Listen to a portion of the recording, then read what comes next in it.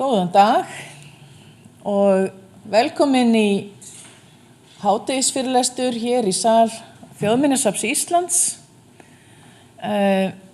Hádegisfyrirlesturinn sá seinasti í fyrirlestrarröð vorsins og hann og ég ætla að benda ykkur á að hann bæði í streymi og síðan á eftir verður hann settur inn á YouTube-rás Þjóðminjasafnsins þar sem hægt að finna fleiri hádegisfyrirlestra aftur í tíman og sem afskaplega fræðilegt og fróðlegt og skemmtilegt. En það búið að vera svolítið þema hjá okkur núna í vor og það þróun á safnfræðslu og hingað komin góður samstarfsfélagi, Jóhanna Bergmann, sem ætlar að kenna fyrir okkur lokaverkefni sitt í Listaháskólanum sem fjallar safnfræðslu. Og ég ætla að biðja ykkur að geyma spurningar þangað til í lokin og þá mun ég ganga á milli með hljóðnema til þess að gestir í streymi geti heyrt líka. Gjörðu svo vel, Jóhanna. Takk, Anna-Leif. Já, þetta sem sagt yfirskriftin, hugmyndahatturinn heitið sem að ég fann á handbók sem ég vann sem lokaverkefni.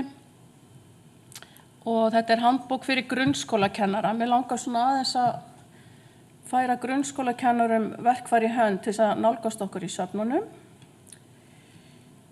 Þetta aðeins mig. Ég kalla mig oft safnakonu og ekki að ósekju, hef átt lungana mínum starfsferli innan safna. Og við erum að tala eftir fyrra masterspróf 1989, þá fekk ég fyrst vinnu í safni. Og svo hef ég sérhæft mig í safnfræðslu frá 2002 og starfandi safnkennari hér með Önnu-Leif sem kynnti mig inn.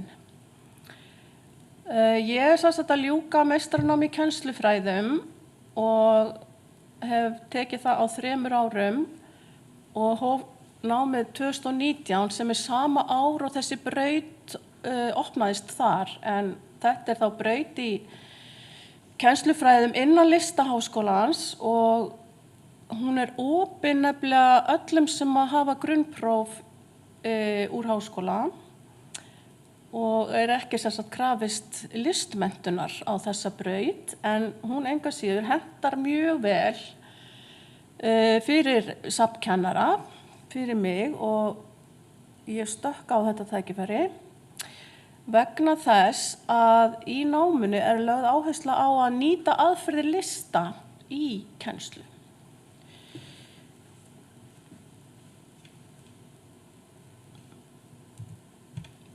Markmið mitt með verkefninu, okkur fór í þessa leið. Jú, mér langaði að lækka þröskuldinn á milli skóla og safna og einhvern veginn sýna fram á það væri hægt að nýta söfnin á fjölbreyttari hátt heldur en kannski mörg vita. Almenningur og kennarar vita kannski ekki að við erum tilbúin í alls konar samvinnu hér inn á söfnunum. Og það sem að gerast núna svolítið mikið í skólakerfinu að andrúmsloft sköpunar og þverfaglegra samvinnu að reiða sér til rúms og mér finnst mikilvægt að söfnin skapi sér sess í því starfi. Og með hugmyndahattunum þá vonast ég til að veita grunnskólakennurum innblástur og að þau finni að þau geti haft áhrif á og átt þátt í að móta námið sem að býðst nemendum þeirra innan safnanna.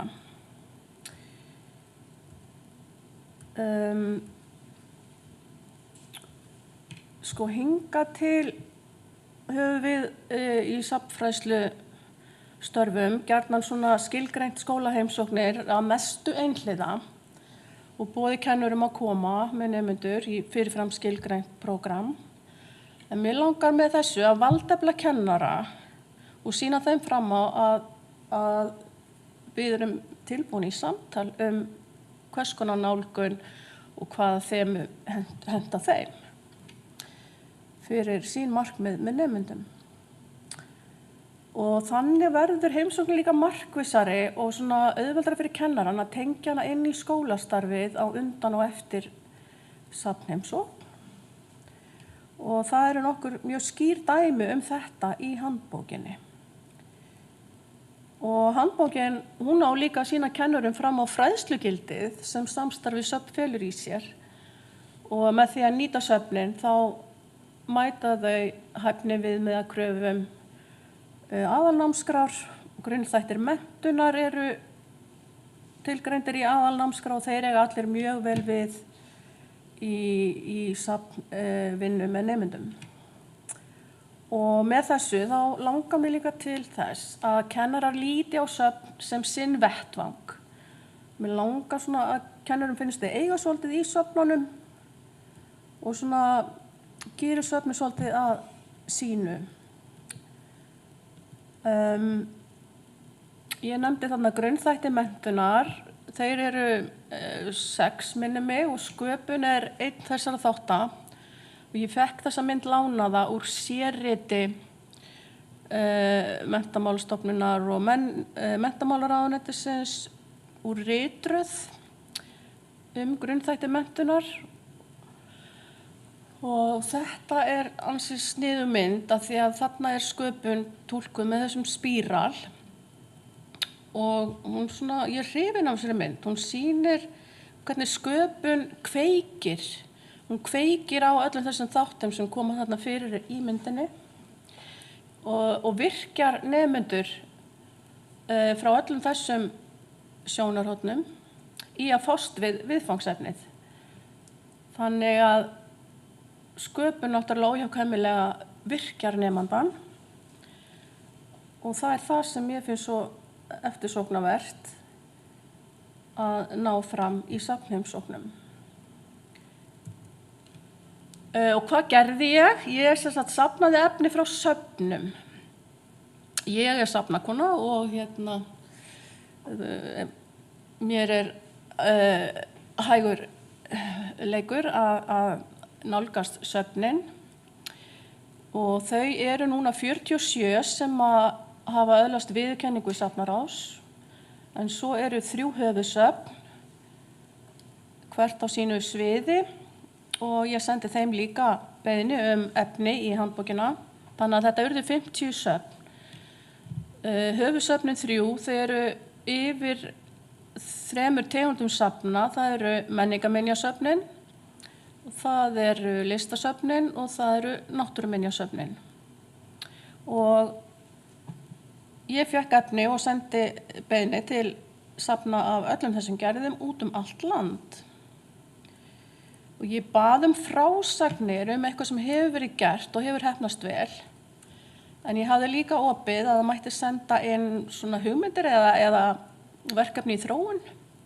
Af því að þetta starf sem í gerju núna. Þetta svona umbreytingartímabil finnst mér ekki bara í skólum, heldur líka í söfnunum. Við erum að feta þessa leið og þess vegna gat ég safnað þessu efni af því að söfnin eru þegar byrjuð að vinna meira með skapandi nálgun og í meira samtali við kennarana. Og þessar frásagnir, þær eiga að vera innblásturinn og hvatning til að gera eitthvað svipað en ekkert endilega eins. Ég þarna með þennan lista sem var í bréfinu mínu til safnana og þarna ég með bara svona hugleiðingar hvernig heimsókn sem að svona fer út úr þessum hefðbundna ramma sem ég ræddi áðan svona að koma í fyrirfram skilgreinda heimsókn þar sem að safnið svolítið svona einhliða mótar upplifun nemenda og nefnir sem dæmi hefur kannski verið endurtekið á móti sama hópi í safninu hjá þér, hefur safnið verið í samstarfi við bæjarhátíðir eða barnamenningarhátíðir og við vitum að barnamenningarhátíð í Reykjavík og þær eru orðnar árviss viðburður í flestum landshlutum held ég. Þessar barnamenningarhátíðir nú orðið að þær hafa kveikt alls konar skemmtileg verkefni þar sem að skólar koma í samstarf við menningarstofnanir og tilverður eitthvað svona sem að börnin geta verið stolt af og deilt með bæjarbúum á svona hátíð. Nú stundum kemur safnið í skólan með einhverju hætti og það getur verið kveikjað einhverju skemmtilegu. Og svo veit ég, rafræn miðlun svolítið svona að færast í aukana eftir COVID að þá sjáum við þetta meira að söfnin eiga nú orðið efni sem þau hafa svona aðlagað skólum, jafnvel með kennsluáætlunum og kennsluleiðbeiningum og hugmyndum hvernig hægt að nota efnið í skólastarfinu. Og þá ekki endilega krafist komið í safnið en samt tengist náttúrulega efnið safninu á einhvern hátt. Þannig að ég vissi af þessu og baði dæmi þetta líka og ég stakk upp á því að ef að umhverfi safnsins notað þá gerist líka einhver galdur og nefni það þarna sem dæmi. Þverfagleg nálgun, þá verið að vinna með þemu sem hægt að láta blæða í hvaða fag sem ef að kennarinn hefur hugmyndaflug í það. Og þetta mikið svona að gerast, veit ég, í skólastarfi. Það komin teymi í skóla jafnvel, kennarar mynda teymi og að vinna með nemendum og hver kennari með sinn styrkleika og unnið þverfaglega stundum í þessum teymum. Og þá á ég við að fleiri en ein námsgrein snertir á efninu. Ég nefndi þarna nemendur í starfskynningu, ég veit ekki alveg hvað ég var með í huga en ég fékk skemmtileg dæmi þegar að safna var boðið nemendum svolítið svona bak við tjöldin að kynna safnastarfinu sem að kannski sést ekki alveg út á við og það mjög skemmtilegt að hafa það með í handbókinni. Og svo kemur þarna sköpunin sem að ég hefur lagt mest áherslu á að nemendur búi eitthvað til og miðlaði helst líka til fleiri en samnemenda sinna. Það eftirsóknarvert, finnst mér, að skapa rými fyrir miðlun á niðurstöðunum, sköpunar afurðinni og langflest dæmin sýna einhverja mynd á þessu. Og ég nefni þarna að þriðji aðili kemur kannski við sögu. Safn hafa farið í samstarf við vísindafólk og listafólk sem að tengi þá sitt fag við efni safnsins og útbýr kannski einhverja leið með nemendum að efninu. Mjög skemmtilegt. Og þarna þessar nemendarsýningar sem að ég var að fiska eftir.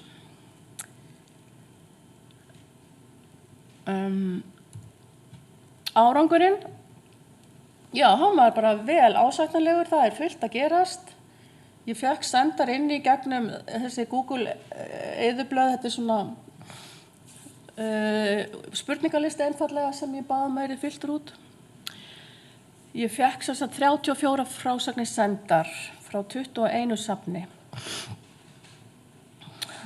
Ég sleppti 5 sem að ég mat þannig að ætti ekki heima í hugmyndahattinum. Af þessum 5 þá voru 2 sem að lýstu meira bara svona hefðbundinni heimsókn og ég var að fiska eftir einhverju sem bryti upp þann ramma. Þannig að ég sleppti þeim og eitt sem ég sleppti líka snerist safnkassa sem ég mat að myndi þá kannski bara ekki eiga heim í hattinum, hugmyndahattinum mínum. Sleppti safnkassanum og svo sleppti ég líka að því Þjóðminjasafnið sendi inn 6 dæmi, flest dæmi allra safna. Ég sleppti 2 þeirra því mér fannst ég kannski ekki bæta neinu við sambærileg dæmi frá Þjóðminjasafninu. En samt 4 eftir í handbókinni frá safninu en þá erum við komin niður í 29 en ég sameinaði líka eitt verkefni sem að barst mér sem frásögn 2 mismunandi árganga. Ég sameinaði þessar 2 í eina frásögn og þannig urðu þetta 28 dæmi frá 19 söfnum. Og þarna er ein ljósmynd sem skreytir glæruna hjá mér og hún er frá byggðasafninu í Reykjanesbæ. Ætli sýningin standi ekki bara yfir núna, það er svona barnamenningarhátíð þar á vorin. En þetta eru bátar búnir til úr svona afgangsviðarkaupum. Fyrst og annar bekkur bjóð á til í svona smiðju í safninu og skreytti með litriku límbandi og svona stenslum. Og fyrirmyndin er auðvitað bátasýning á líkunum eftir Grím. Nú man ekki hvað sonan er hann Grímur, með bátalíkunin í Reykjanesbæ. Og þá var ég komin með efnið og þá þurfti ég náttúrulega einhvern veginn að skipuleggja það, greina það og skipuleggja. Og ég svona hafði fyrirfram ímyndaði mig að ég myndi hafa kafla í handbókinni, kannski einn kafli samstarf við menningarhátíð, kannski annar kafli endurteknar heimsóknir, en auðvitað gekk það ekki upp af því að það er svo mikil skörun í einstökum verkefnum átti svo margt að þessu við að það var ómögulegt að búa til kafla. Þannig að niðurstaðan var svo að ég þáttagreindi allt einsent efni og rýni mín sá þessar 13 ólíku þætti í verkefnunum. Og svo kóðaði ég öll verkefnin út frá þessum þáttum og ákvað að raða þeim í handbókina þannig að fjölþættasta verkefnið væri fremst og svo yrðu þau smám saman, já, kannski einfaldari eða en á endanum er og í lokin er verkefni sem er, já, með fæsta þætti í sjálfri lýsingunni á því sem gerist. Og ég bjó til þessi lýsandi heiti á þessa þætti og ég hef þá í lit og alltaf í þessari röð í handbókinni og ég hef þetta svona fremst þannig að notandi handbókarinnar er svona fljótur að sjá hvað á við tiltekið verkefni. Þannig að ég kynni inn hvert verkefni með heiti skóla og safns og heiti verkefnis. Svo kemur svona bara listi með þessum lykilorðum, þessum þáttum sem eiga við verkefnið. Og ég hugsa með þessa liti og þessa hástafi svolítið svona til þess að hjálpa fólki að vera fljótt að finna kannski sambarlegt eða þú hefur áhuga á verkefnum þar sem farið með nemendur bak við tjöldin, þá leitar að ljósbláa letrinu þar sem stendur bak við tjöldin og svo framvegis. Þessi þættir kannski svona kalla svolítið á við það sem ég náttúrulega bað í bréfinu og skýra sig að mestu sjálfur. Það er þema, það er alltaf þema. Þema einhvern veginn hjálpar svo mikið til að hafa fókus og oftast náttúrulega koma nemendur í safnið en ekki alltaf.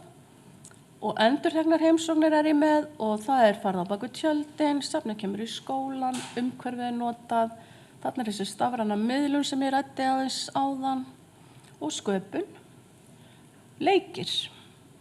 Ég bætti leikjum við alveg á lokametrunum samkvæmt góðri ábendingu samstarfskonu minnar og Sóleyjar Óskar sem hefur komið svo oft með nemendur sína hingað og rætt var á síðast hádegisfyrirlestri.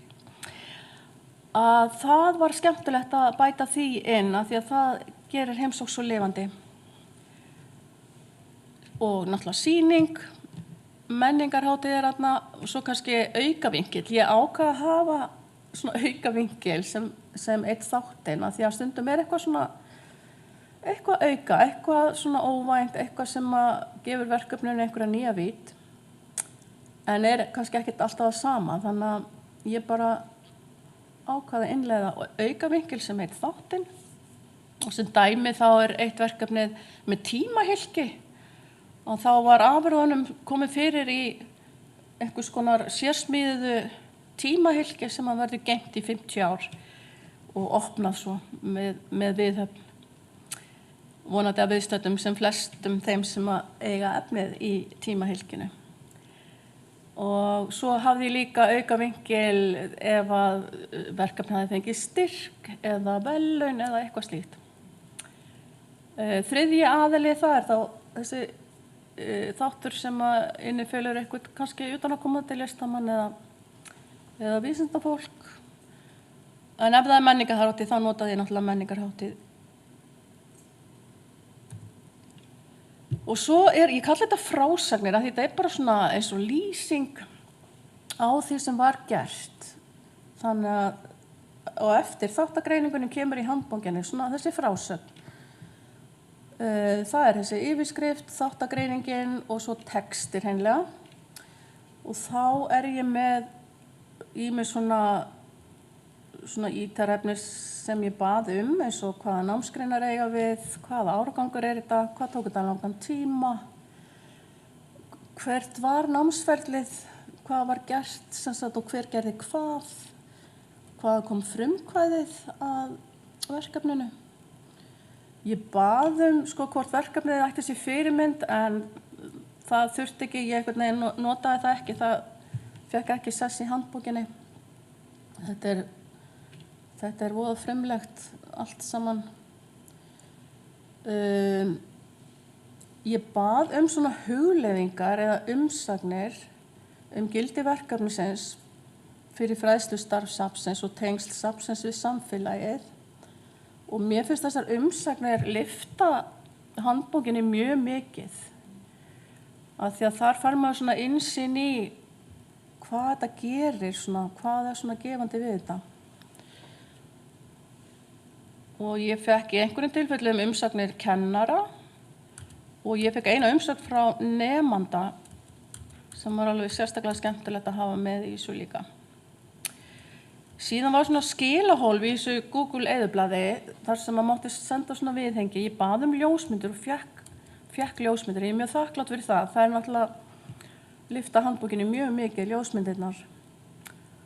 Og það líka þetta flettinni eða svona skrolli í gegnum hana út frá ljósmyndunum og velja sér eitthvað að lesa út frá því hvaða mynd kveikir áhuga.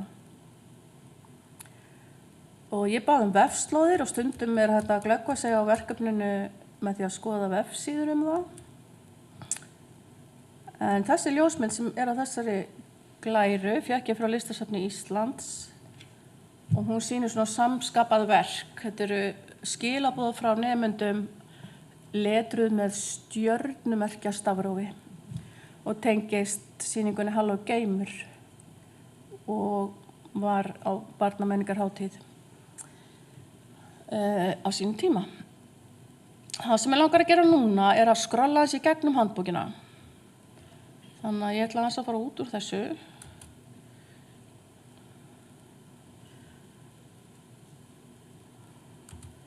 Og hérna handbókin. Ég með forsíðu svona, þetta bara skjal hjá mér eins og Við sjáum til hvernig ég kemur á framfæri síðan. En þú veist, ég get sendt ykkur hana bara í skjali, af því að ég svo sem ætla ekkert, ég þurfa náttúrulega bara að vera ókeypis og bara, það bara gaman að sjá hana fara sem víðast. En það væri gaman að gefa hann út rafrænt, svona einhverju almennilegu svona rafbókaforriti eða eitthvað slíkt. Ég fekk myndir, sagði ég ykkur, og þarna mynd sem ég valdi á forsíðuna því að hún svo óræð þessi mynd og svona erfitt átt að segja hvað á henni, þannig að kannski kveikir forvitni. Og svo hérna efnisyfirlit, ég með inngang, leiðbeiningar og smá mig og svo kemur bara kafli sem heitir þessi fyrirmyndarverkefnin af því að þau eru öll til fyrirmyndar hvert á sinn hátt. Og fjölþættasta verkefnið fremst, þarna koma þið bara í bunu og það einfaldasta aftast og það bara einn þáttur sem á við það. En fremst verkefni frá Síldarminjasafninu sem að tilnefnt til Íslensku safnaverðlaunanna 2022. Og það kemur í ljós hvað? Eftir rúma viku, 18. maí. Hvað verðlaunin? Og þarna eru 10 þættir sem ég greindi í verkefninu. Og þetta verkefni sem ég sagði ykkur áðan, ég hefði saminað í eina frásögn, það bæði unnið með 5. bekk og unglingadeild. Og það eru nokkrir aukavinklar í þessu verkefni. Og einn aukavinkillinn það að þetta verkefni, þetta samstarf í stundatöflu nemenda. Þau koma í hverju einustu viku. Þetta bara þetta algjörlega einstakt að svona samstarf safns og skóla sé í stundatöflu. Og þetta náttúrulega þetta eru 36 vikur. Þannig að þetta gríðarlegt efni sem að forstöðumaður Síldarminjasafnsins setti saman. Og þetta náttúrulega þorp, þannig að það hægt að nota umhverfið og vinna bæði í skólanum og í safninu og nærumhverfinu. Og svo eru náttúrulega úrvinnsla og það var svona lokaviðburður sem að stjórna safninu í 1 dag, svokallar yfirtökudagur. Og þá bara tóku börnin á móti gestum og voru búin að kynna sér allt sem viðkemur safnastarfi og æfa sig í því. Og þau líka stóðu fyrir viðburð á hrekkjavöku. Það ratleikur, þau bjuggu til alls konar. Og unglingadeildin, það var valfag þar. Og náttúrulega eins og hitt í stundatöflu þá og yfir allan veturinn. Og þarna sést aðeins tækt á hvaða greinar þetta eru, þetta svona þverfaglegt. Þetta náttúrulega saga, samfélagsfræði, félagsfræði, íslenska, list og verkgreinar, upplýsing og tæknimennt. Einhver hópur bjó til hlaðvarp og þau bjuggu til myndbönd og unnu svona að fyrirmynd safnastarfs, aðfangabók, skráningaverkefni og fleira. Anita Ellison bjó til þetta verkefni og þar á safninu eru líka sérfræðingarnir Edda Björk og Inga Þórun. En þetta náttúrulega hefði aldrei getað orðið svona nema af því að það var samtal við skólann sem sagt. Safnið og skólinn áttu í samtali þetta. Það skólastjóri og umsjónarkennarar sem að komi að þessu aðalega. Og þannig gerðist þetta. Þetta bara algjört fyrirmyndaverkefni líka, þú veist. Þetta sýnir svo vel af hverju mig langar svo að einhvern veginn að kennarar koma og tali við okkur. Bara, það eru fleiri dæmi það í bókinni. Og ég vona bara að þessi handbók rati til áhugasamra kennara og svona peppi þau aðeins upp í að koma til okkar.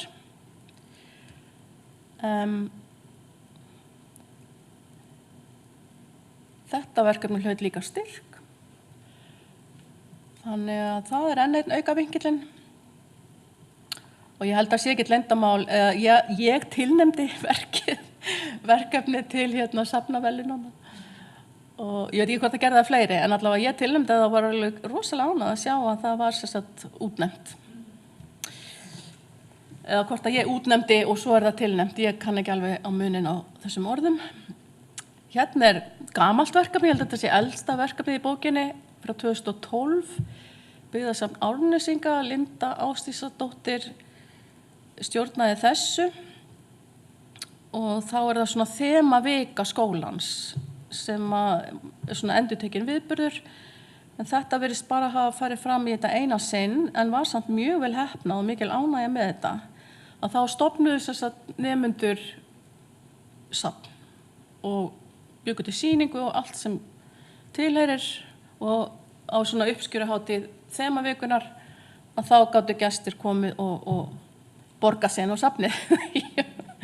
Þau bjuggu til allavega aðgöngum með það einhvern leik fyrir gesti sýninguna sína og bara sett upp sýningur hreinlega á viku. Og þetta mjög skapandi auðvitað því að þau búa til efni sýningarinnar og finna og velja gripi og meðhandla þá samkvæmt öllum reglum ábyrgs safnastarfs.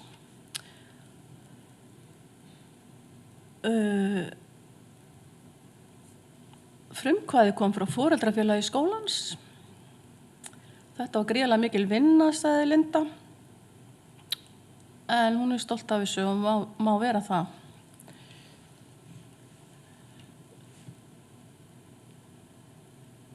Hér Þjóðminjasafnið og Ísaskóli. Þetta verkefni var til umfjöllunar semst fyrir viku síðan og fyllti 45 mínútur, sko. Nei, já, það náttúrulega 2 vikur. Við erum með fyrirlestran okkar aðra hverja viku. Og það eru líka ótrúlega margar hliðar á þessu og þarna þessi galdur líka, sko, að koma aftur. Einhvern veginn, börnin svona eigna sér safnið á einhvern hátt sem aldrei myndi gerast nema því þau koma aftur og aftur. Og einhvern veginn verða öllum hnútum kunnug og finnst þau bara alveg eiga í þessu hérna.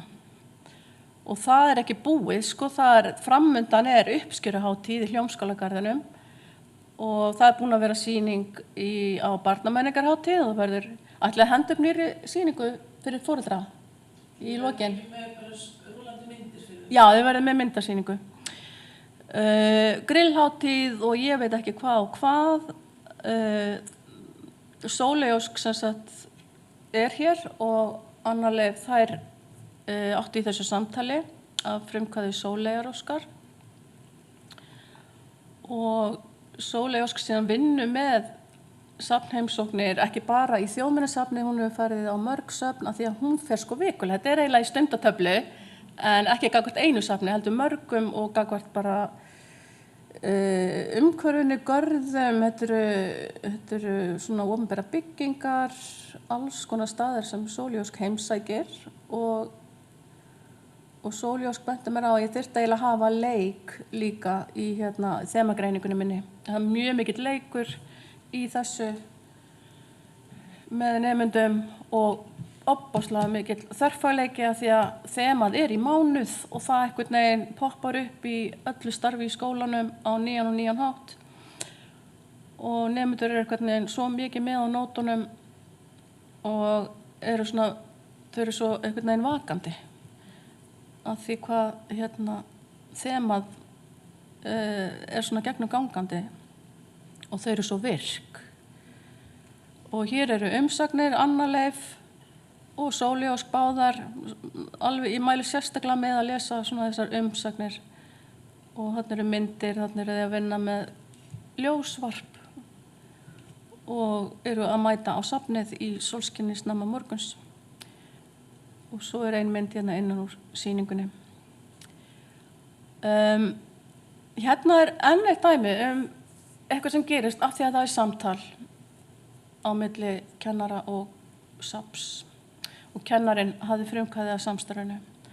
Þetta listasafn Reykjavíkur og Víkurskóla, þetta var í vor eða vetur 9. bekkur heimsótti safnið einmitt endurtekið. Þau svona kynntust líka starfin á baku tjöldin, hvernig eru sýningar settar upp og svo framvegis. Settu upp sin eigin sýningu, tóku á móti gestum og þetta tók 5 mánuði og þau unnu mjög mikið með þetta í upplýsing og tæknimennt og í listgreinum og þetta tengist líka samfélagsfræði. Þetta verðlauna samstarf. Skóla og frístundar á Reykjavíkurborgar veitti þessu verkefni verðlaun í vor. Og þarna umsögn Hönnu Margrétar sem kennarinn sem setti sig í samband við Ingibjörgu Hannesdóttur hjá Listasafni Reykjavíkur að gera eitthvað ekstra með nemendum hennar. Þarna þetta verkefni sem ég nefndi áðan og þarna nefni ég lán sem listrænt ákall til náttúrunnar. En það nefnilega þannig að lán svona skólaþróunarverkefni hjá Reykjavíkurborg og tengist innleiðingu á menntastefnu Reykjavíkur og verkefni tengist saman náttúru, fræði og listir. Og þarna var hann Sævar, Stjörnu Sævar með sem þriðji aðili og fleira skemmtilegt. Minjasafn Austurlands einnig með stórt verkefni sem fekk styrk og þar hún einmitt með listakonur, þær fóru í skólana. Þetta ekki safnheimsókn, þau að vinna með Valþjóðstæðihurðina sem hér á Þjóðminjasafninu en var náttúrulega lengi fyrir austan. Ég fæ nú bara hratt yfir. Já, hérna dæmi samtal sem einmitt einhvern veginn, þá poppar einhvern veginn svona samstarfið svona upp af því að grunnskólakennarinn með svona hugmynd og nálgast safnið og þarna þau að vinna með ljósmyndir en þetta svona, þau að kynna sínu nærumhverfi og að gera skemmtilegt verkefni sem þau bæði vinna í samvinnu við ljósmyndasafn Reykjavíkur, þetta Borgarsögusafnið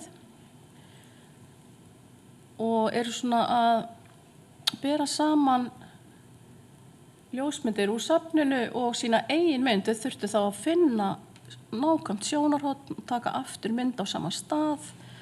Þau þurfa að greina þetta og skrifa greinagerð og þetta fer á sýningu. Og hér eru 2 dæmi verk á sýningunni. Og þið sjáu að textin þarna við hliðina ekki efnislítill. Þau hafa lagt sig fram að koma auga á alls konar atriði í samanburðinum. Og hér aftur Minjasafn Austurlands. Þetta svona stop motion smiðja og þar svona valkvætt að koma í að fá stafrænan fræðslupakka eða safnið komi í skólan. Geta valið á milli. Og þetta skemmtileg mynd sem sýnir krakkana í safninu vera að vinna á iPada eða spjaldtölvur stop motion mynd. Þau að vinna með þjóðsögur. Þannig að þau móta umhverfið og fígururnar og svona láta eitthvað gerast. Svo þetta að skoða þessar stop motion myndir á YouTube. Þarna annað dæmi frá Borgarsögusafnið, þetta líka ljósmyndasafnið og aftur þá þetta samtal við kennarann sem einhvern veginn lyftir verkefninu og gerir það alveg ekstra skemmtilegt.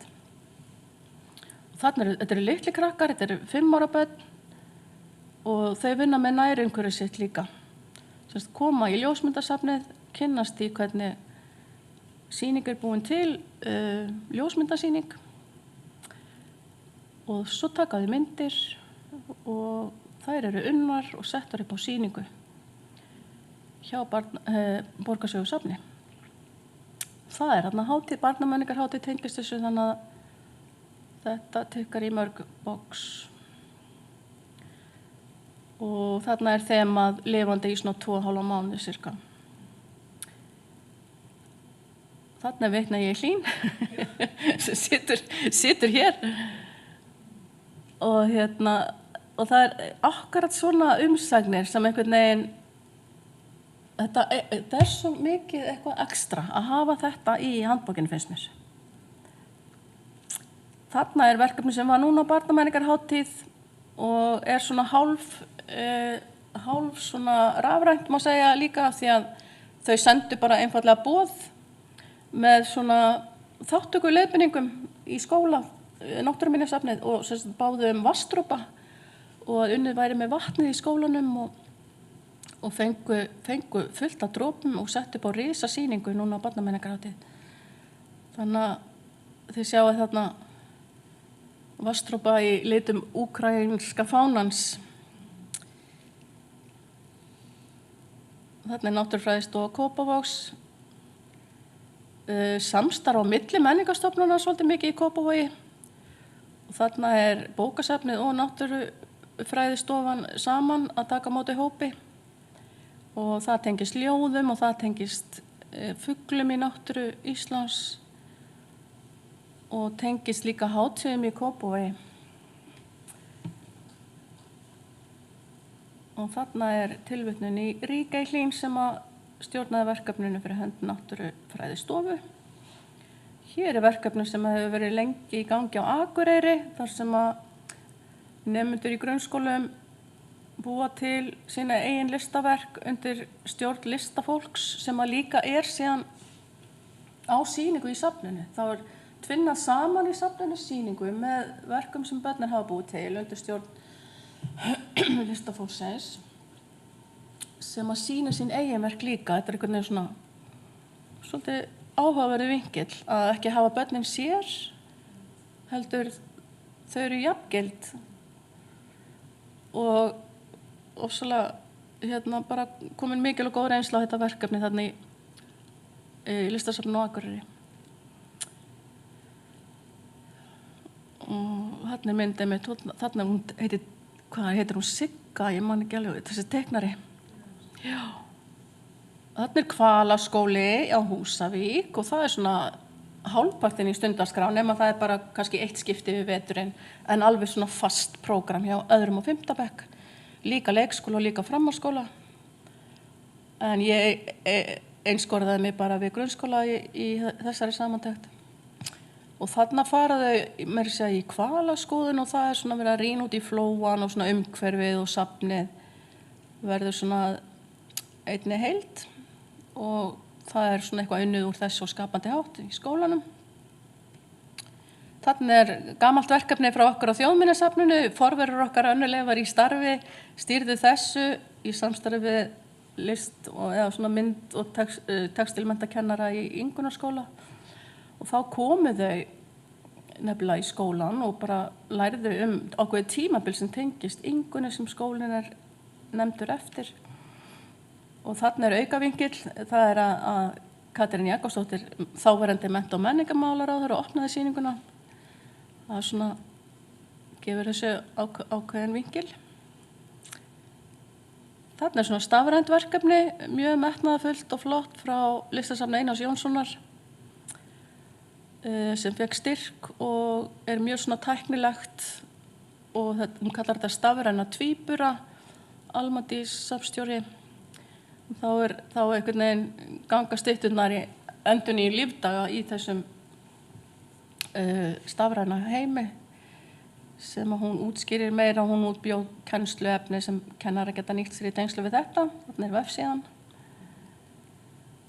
Og hér verkefni sem var mjög skemmtilegt, það var til svona samskapað listaverk þar sem börnin saumuðu eitthvað sem þau sá á safninu í risastóran striga, en því miður var þann aldrei hengtur upp að því að við máttum ekki hafa opið lengur, þetta var í COVID. Þarna var skemmtilegt smáatriði að einn nemandinn var hrifnastur af bannmerkinu, bannað að snerta og saumaði það út í strigan. Og þetta svona spratt upp á samtali. Þarna tímahylkið, safnasafnið býður alltaf grunnskólum og leikskólum í sinni sveit að sýna. Og þá þau ekkert endilega að koma á safnið. Ég sleppti safnheimsóknarna af þáttalistanum. Af því þau vinna bara í skólanum eitthvað ákveðið þema. Og svo sett upp sýning í safninu. Og þetta svona samstarf sem að hreppurinn kemur að og sveitastjórinn, greinilega mjög svona gott andrúmsloft í þessari sveit. Þarna verk úr sýningunni þegar voru að fjalla kórónuveiruna. Þetta mjög skemmtilegt verkefni sem í þróun hjá Listasafni Íslands, snýr að myndlæsi og ég mæli með að horfa á krakkarúffréttir með það er hlekkur á þessa krakkarúfsfrétt sem svona, já, svo vídeó, endilega kíkja á það. Og ég nú fann að skrolla ansi hratt hérna enda svo sem ekki ástæða til annars, en við erum semst að verða búin að skoða bara nánast allt sem í bókinni. Já, þetta nú alveg einstakt að hér urðu nemendur sýningarstjórar og völdu verk á sýningu á Sequences listaháttíðinni og fengu pláss í Nýlistasafninu. og voru svona að rannsaka safnkost Nýlistasafnsins 2300 verk og þurfti að þrengja niður í 12 og þau eru í Fellaskóla þessi börn og í Völvufelli er einmitt geymslur eða varðveisluhúsnæði Nýlistasafnsins og þau bara fengu að vera þar og vinna sko. Þannig að þetta er svona óvinnilegt. Hér er meira frá Náttúrufræðistofu Kópavogs og líka frá Gerðarsafni og þetta er svona þverfaglegt. Hér er vinnustofa bara einfalt, þú kemur bara, það er þema, þú skoðar sýninguna og síðan er frjáls sköpun. Það þarf ekki að vera flókið en bara að þessi sköpun í þessu þá ertu komin með einbeitingu hjá nemendum. Grasagarðurinn endurteknar heimsóknir kemur að hausti og svo aftur að vori og þá er eiginlega bara náttúran búin að skapa listaverkið. En börnin eiga náttúrulega í því að þau gróðusettu. Og þarna eru einhverju 3 þættir. Já, nú er ég komin í veflagt námsefni. Þjóðminjasafn Íslands líka. Við erum með fræðslupakka. Listasafn Reykjavíkur með fræðslu. Það er eflaust meira en sem sagt hérna í Kvikmyndasafni með Ísland á filmu sem er hægt að nota bara frjálst. Og að gera að koma á framfæri. Svo er ég með auka kafla sem eru svona vefsíður sem hægt er að sækja eitthvað til að vinna með sem tengist menningu og listum.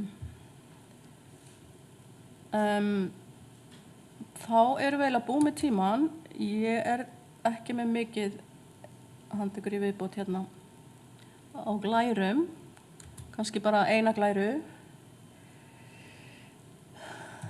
sem er hvaða fræðilega samhengi ég setti hugmyndahattinn í ritgerðinni minni og ég ætla ekki að fara í það. Við höfum ekki tíma, en ef það er eitthvað spurning úr sal, Anna-Leif, nú bara komið að því. Já, að þá kommentar ég glöð á eitthvað af þessu eða á annað. Takk fyrir Jóhanna. Og rannsóknin eða sem sagt ritgerðin verður á Skemmu, er það ekki? Þannig að það verður oft að skoða hana þar. Hún fer á Skemmu. Bara örugglega miðjan mánuðinn. Ritgerðin sjálf og handbókin. Ég ákvað að hafa handbókina sem sérskjal. Inn á Skemmu. Það má setja 2, þú veist. Já. Svo fólk þurfti ekki að skrolla í gegnum alla ritgerðina. Af því að hinn kosturinn var að hafa þetta sem viðauka. En þannig að þetta er bara sérskjal á Skemmunni. Og ég meina, ég sendi ykkur þetta í tölvupósti, skilur, eða þú veist, svo bara á ég eftir að svona tala við einhver sem hafa vit á rafrænum útgáfum og eitthvað hvernig væri gaman að gera þetta. Takk fyrir, ótrúlega áhugavert. Takk fyrir. Eru spurningar eða athugasemdir á sal?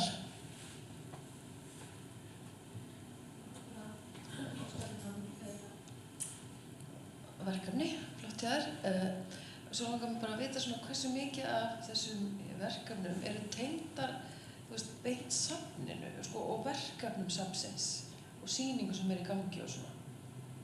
Hvernig það hefur verið svona almennt séð? Eða hvort þetta er meira ótengt og einhver önnur verkefni sem eru kannski ekki beint tengdar vinnu safnsins? Ég myndi svona áætla að 90% af þessu sé beint tengt efni safnsins. Það er kannski kórónuveiran sem er dettur í hug sem er kannski ekki beint tengt og þau komu heldur ekki í safnið þá til að fá innblástur heldur bara opnaði safnið sýningarsali sína fyrir þeim. En á öðru leyti að þá þegar það er komið í safnið þá er það alltaf einhver kveikja og þá er alltaf einhver tenging. Þannig að það er alveg gegnumgangandi, tenging.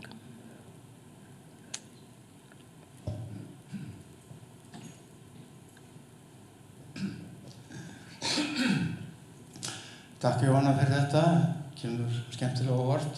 Mér langaði bara að segja að ég er sannfærður að þetta hefur heilmikið gildi fyrir kennaranum að fá þessa samantekt. Ég vildi að þetta hefði verið til fyrir 20 árum og hefði smollið að nýmsu sem ég þekki til. En takk að ég kærlega fyrir og til hamingju.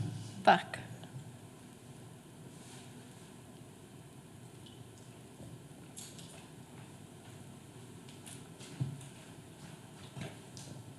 fyrir Jóhanna og til hamingju. Langaði kannski að spyrja því að þú talar svolítið samtal milli safna og skóla. Eitthvað sem þú vilt segja varðandi framtíðina þá með það, eitthvað sem að vera lögð áherslu á það hér eða í ykkar störfum til að auka þetta samtal? Já, við Anna Leif þurfum bara einhvern veginn að finna leið til þess að gera það einhvern veginn sýnilegt að við erum opnar fyrir samtali. Má ég pota mér inn? Já. Og eitt sem ég ræði í ritgerðinni einmitt, þú veist, ok, allt þetta hefur verið gert, en kennarar kannski veit ekki af því að þetta ekki sýnilegt á heimasíðum safnanna. Þar erum við með okkar stöðluðu heimsóknir, þetta út fyrir ramman og þá það ekki á heimasíðunni, af því að þetta var einhvern veginn öðruvísi. Þannig að við þurfum að finna leið til þess að hafa þessar ólíku útfærslur einhvern veginn sýnilegar og einhvern veginn hvetja til samtalsins, bara finna einhverja leið til þess að hvetja til samtalsins. Þóra, hvað heldur þið? Hvernig gerum við þetta? Ég veit það ekki. Nei. Það bara, en ég held líka sko að verkefnið sem ég Listasafn Íslands, Já. að það eftir að opna á, að það í svo ógeðslega langan tíma. Já. Þessi löngu verkefni. Það þessi endurteknu. Já, Siglu. Akkurat. Siglu. Algjörlega. Það sem að, það bara inn í ykkur stundasbæði okkur bekk. Já. Kannski þannig bara. Það kannski þannig að ná já. einn kennara og einn skólastjóra og Já. það vil ég gera með og þá bara maður fastur að þeirra og þar að leiðandi sjá skólarnir, því skólarnir horfa á hvort annan. Þau gera það. Já.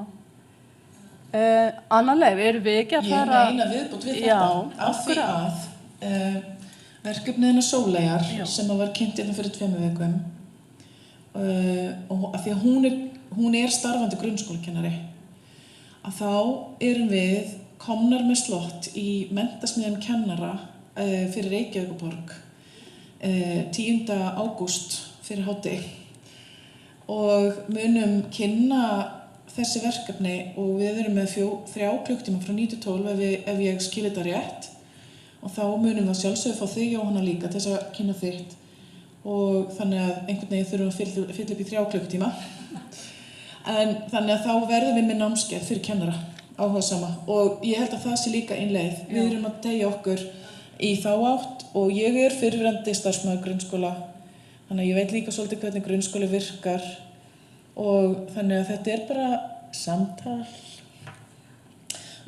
Við sendum út líka öðru hvoru og alltaf á haustin og öðru hvoru við vetur líka við eru sérsýningar opnanir og svona sendum við tölvupóst í skólana, bæði leikskóla, grunnskóla, framhaldsskóla, háskóla höfum við nú ekki sendt tölvupóst í en við erum svona áskrifundir af háskólaheimsóknum.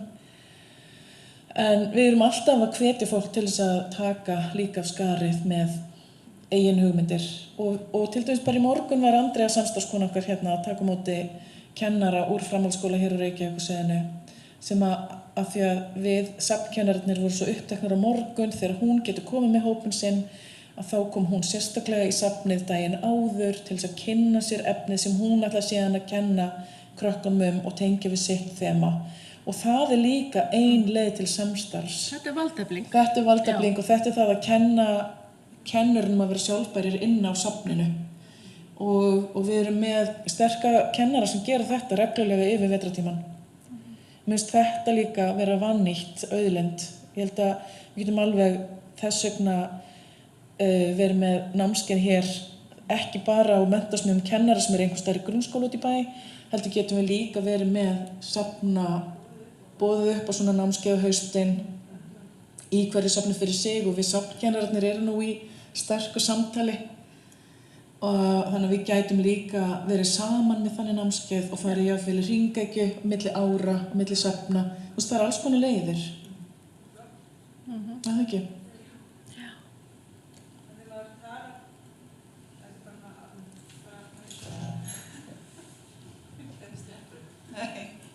Þegar maður talar, þú veist, þegar maður talar við kennarana sem koma í heimsókn til manns úr í menntaskóla eða grunnskóla, þú veist, og maður byrjar að tala við það væri ekki gaman að, þú veist, gera eitthvað meira og allir eru bara, jú, skulum gera það. En svo verður einhvern veginn ekkert meira úr því. Maður næri einhvern veginn ekki hitta það á réttum tímanum þegar þau eru skipuleggja, þú veist, árið hjá sér. Þannig að það væri frábært að fá svona námskeið sem á réttum tíma og þá getur maður í staðinn fyrir öll þessi hlaðborð eins og hjá Reykjavíkurborg sem maður farið líka þangað. Og að því að við erum náttúrulega, þú veist, kennarar náttúrulega eru í skólastofunni í dag í hádeginu. Þannig að við erum ekki kannski, við erum að fá safnkennara hingað í hús fremur heldur en sko grunnskólakennara sem eru starfandi. Þannig að það getur líka verið eitt bara út land og þetta þarf ekkert að vera ein tegund af safni, þetta getur verið hvernig safn sem getur farið í svona samstarfi skóla, að það eru alltaf námskeið á haustin í grunnskólanum fyrstu vikuna fyrstu starfsviku kennara áður en að grunnskólanemendurnir koma í skólan. Og það má alveg bjóða í rauninni kennurum í sínu nær umhverfi að koma í safnið á kennslu eða kynningu á safnkostinum eða hvaða, þú veist, það þarf að grípa kennarana á ákveðnum tímum. Held það. Og þetta að vera safnkennari, þetta er svo óbúðslega ríkulegt starf og svo gaman að geta tengst við samfélagið. Já. Takk Jóhanna fyrir áhugavert erindi og búa til, taka þetta saman. Þetta er mjög áhugavert og nytsamlegt. Já, og nefnir þau sjáu líka hvað ég er að fá. Þú veist, þetta er í gerjun, þetta er að gerast. Já. Þannig að við bara hjálpumst öll að og einmitt, söfnin þurfa að vera þáttakendur í þessu skapandi starfi sem er svo mikið að reiða sér til rúms í skólakerfinu. Ég held að í stærri bæjarfélögum út á landi þá væri gagnlegt að vera með fulltrúa sem er á milli safnsins og skólans. Hvort sem það er kennari með 20% starfshlutfall að búa til þessar tengingar eða hvort það er einhver menningarfulltrúi eða eitthvað slíkt fyrir minni sveitarfélag. Ég held að það getur líka verið gagnlegt. Allavega tímabundið meðan að vera að koma svona verkefnum á.